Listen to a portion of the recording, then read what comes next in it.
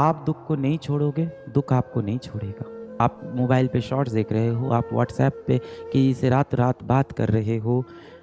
अभी मुझे कोई एक टैबलेट दे दो कि मेरी जो परेशानी है उसका हल निकल जाए। मेरा बैकलॉग हो गया है, इसका आप कुछ सॉल्यूशन दे दो कि मैंने 10 घंटे की पढ़ाई नहीं की है, आप कुछ ऐसा बता दो कि वो पढ़ाई अब 1 घंटे में हो जाए। जो कि आप देखो कि फिज़िक्स के नियम के खिलाफ बातें आप कर रहे हो, कि वो 12 घंटे की पढ़ाई नहीं की, कुछ ऐसा दे दो 1 घंटे में हो जाए। अभी मुझे कोई एक टैबलेट दे दो कि मेरी जो परेशानी है उसका हल निकल जाए। हो सकता हो आज मैं ये चीज़ कर भी दूँ, पर भविष्य में आपको और बड़ी बीमारी लगेगी। आपको किसी चीज़ की लत लग जाएगी, आप परेशान हो जाओगे, जीवन में गुमराह हो जाओगे। जिस तरह से डॉक्टर के पास जब 4th स्टेज कैंसर का मरीज़ आता है तो डॉक्टर भी परेशान हो जाता है ना? तो वो स्टेज अपनी मत आने दो। डॉक्टर क्या बोलता है? अपनी इम्यूनिटी को बढ़ाओ, अपने शरीर की शक्ति को बढ़ाओ। आपको अपने शरीर की शक्ति बढ़ानी है, अपनी क्षमता बढ़ानी है, अपनी जड़ें सही करनी है। ये जितनी भी दिक्कतें आपके आसपास, आपके अगल-बगल हैं, इनको यदि आप 1-2 दिन के लिए हल कर दोगे तो ये 2 दिन बाद वापस आपके जीवन में आ जाएँगी। आपको इन दिक्कतों को जड़ से सुलझाना होगा। अब सवाल उठता है जड़ से कैसे सुलझेगी? पहली बात तो दिक्कत ही क्या है? ठीक तो चल रहा है जीवन। हाँ, बस रात में नींद नहीं आती है 2-3 बजे तक। सुबह उठा नहीं जाता है 10 बजे से पहले। खाना खाने का मन नहीं करता है, फास्ट फूड बहुत खाते हैं जिससे हमेशा पेट में दिक्कत होती है, तबीयत खराब रहती है। पढ़ाई करने का मन नहीं करता पर अंदर से खुद के अंदर बहुत खुद को गिल्टी फील होता है कि चलो बैठ के पढ़ लेते हैं। पढ़ने बैठो तो बिल्कुल रुचि ही नहीं आ रही है पढ़ाई में, लगता है कि एक बार मोबाइल में देख लें, कहीं व्हाट्सएप पे दोस्त का मैसेज ना आया हो। व्हाट्सएप खोला, किसी का मैसेज आया था, किसी अनजान व्यक्ति से चर्चा करने लग गए और आधा घंटा निकल गया, फिर लगा पढ़ाई करनी चाहिए। फिर पढ़ाई करने वापस आ गए।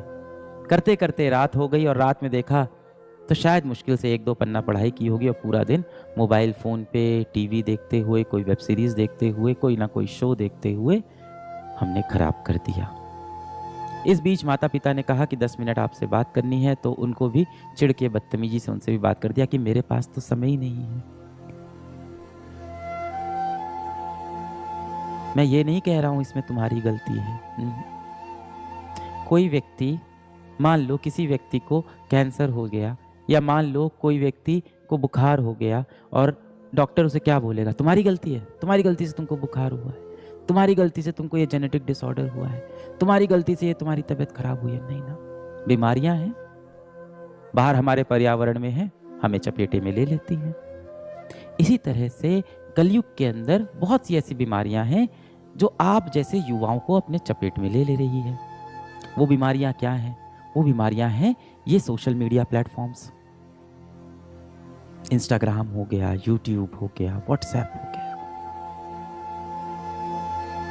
अब बताया तो बहुत अच्छे तरीके से जाता है कि व्हाट्सएप बनाया है ताकि आप बात कर सको दोस्तों से, दूर बैठे व्यक्ति से आप बातें कर सको। इंस्टाग्राम इसलिए आप अपनी फ़ोटो डाल सको। यूट्यूब इसलिए है कि आप शिक्षा प्राप्त कर सको पूरी दुनिया की। पर असल में इसका क्या इस्तेमाल हो रहा है आपको भी पता है। तो कलयुग के अंदर ना बहुत सारी इस तरह की बीमारियां टहल रही हैं। और जो आप कहते हो ना कि आपको मोबाइल फ़ोन की लत लग गई है या आपका पढ़ने में रुचि नहीं है, आपको किसी और चीज़ में मज़ा आने लग गया है, इसमें बेटा आपकी गलती नहीं है। मुझे लगता है आपकी जनरेशन को इस चीज़ का एक श्राप मिला है। पर्यावरण पूरी तरह से दूषित हो चुका है। ये एक बीमारी है और इसे हमें समझना होगा। आपके अगल-बगल बहुत सारे नए युग के शैतान हैं। ये नए युग के रावण हैं जो हमारे अगल-बगल टहल रहे हैं, हमें अपने चपेटे में लेने की कोशिश कर रहे हैं, हमें अपने लक्ष्य से भटका रहे हैं।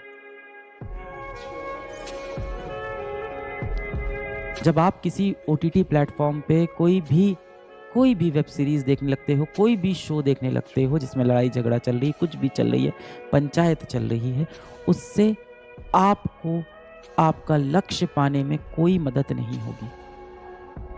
आप बोलते हो नहीं वो मुझे खुशी देगा, मुझे सुख देगा। उतनी देर आप अपने एक बहुत अच्छे दोस्त से बैठ के किसी विषय पे चर्चा करो, आपको ज़्यादा सुख महसूस होगा। अपने माता-पिता के साथ बैठ के बातें करो, आपको ज़्यादा सुख महसूस होगा। आप जाके बाहर कोई खेल खेलाओ, शारीरिक कसरत वाला कोई खेल खेलाओ, आपके शरीर को भी अच्छा लगेगा, आपके दिमाग को भी अच्छा लगेगा। पर हम कर नहीं, कि हम बीमार हो गए भाई। आप समझो इसमें आपकी गलती नहीं है। मैं आपको बिल्कुल ब्लेम नहीं कर रहा हूँ, तुम्हारा हाथ पकड़ के मैं खड़ा हूँ। मैं बहुत सारे बच्चों से हर रोज़ मिलता रहता हूँ। यहाँ ऑफ़िस में हर रोज़ बच्चे आते हैं, कभी मैं चला जाता हूँ किसी विद्यापीठ सेंटर में, कभी आस-पास कहीं बच्चे मुझसे टकरा जाते हैं। मैं हर रोज़ बच्चों से मिलता रहता हूँ। कभी बैच के अंदर संवाद हो रहा होता है। वरना मैं सोशल मीडिया पे मैं देखने के लिए कि मेरे बच्चे क्या कर रहे हैं। और मैं अपने बच्चों को दोष नहीं देता हूँ कि तू खराब है, तू पापी है, तू पागल है, तू नालायक है, तू दुष्ट है, नहीं है। मुझे पता है मेरा हर एक बच्चा दिल से आज भी चाहता है कि वो जीवन में सफल हो, समाज का कल्याण करे, अपने माँ-बाप के लिए कुछ अच्छा कर जाए।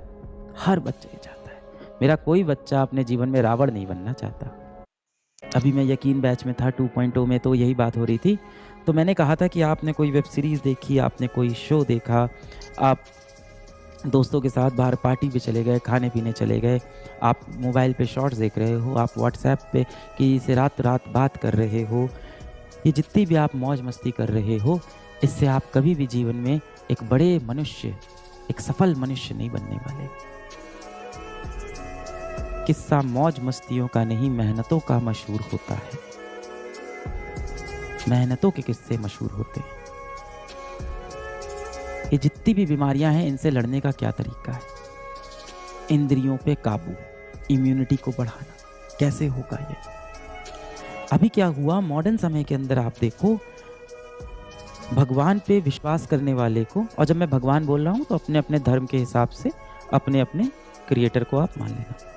भगवान पे विश्वास करने वाले को हमने बोला कि वो गंवार है। जो भी व्यक्ति होता है जो भगवान पे विश्वास करता है, हम लोग कहते हैं ये तो बहुत पुरानी सोच का है, ये तो गंवार है, साइंस ये कहती है, साइंस वो कहती है।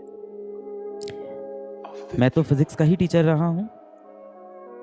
आप इतिहास के जितने बड़े साइंटिस्ट उठा लो, सब ये कहते हैं कि ये दुनिया किसी ने बनाई है, अपने आप नहीं बनी है। हाँ, वो रचयिता जो है दुनिया का, वो देखने में कैसा होगा हमें नहीं पता है। इसीलिए उपनिषद कहती भी है कि भगवान का कोई रूप नहीं है, भगवान का कोई शेप नहीं है, पर है। मॉडर्न समय में क्या हुआ कि हम उससे दूर हो गए। हमें लगा कि बहुत कूल होगा अगर हम बोलेंगे कि I am N atheist, I don't believe in God.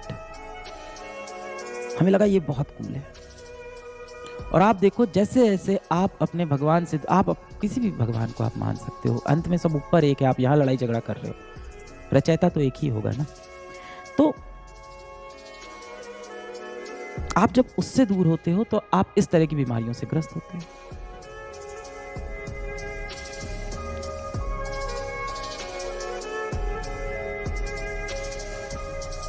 समझ रहे हो? आपको अपने माता पिता, अपने भगवान, इन सब के साथ समय बिताना होगा इस दूषित दुनिया से, इस कलयुग के शैतान से बचने के लिए। ये संवाद खत्म होगा। आप जिस भी भगवान को मानते हो उसके सामने जाके हाथ जोड़ना है, या जिस भी तरह से आप प्रेयर करते हो उस तरह से प्रेयर करना, शक्ति मांगना अपने अंदर। वही आपका असली साथी है, उसने ही आपको बनाया है, और आपके माता पिता। इनसे शक्ति लेना, इनसे बात करना, जीवन में सुधरते हैं, कुछ बहुत बढ़िया जीवन में करेंगे, वापस शक्ति लेंगे। और आपको अपने कल को अब भूलना पड़ेगा। जब तक बेटा आप दुख को नहीं छोड़ोगे, दुख आपको नहीं छोड़ेगा। अतीत के बोझ को लेकर आप कभी भी भविष्य में मत जाओ। आपके कल में जो हुआ वो अब खत्म हो चुका है। सामने आपका भविष्य है जिसको आप सुधार सकते हैं। और यदि भविष्य सुधर गया तो आपके कल में आप कितने असफल थे, इस बात से किसी को कोई फर्क नहीं पड़ेगा।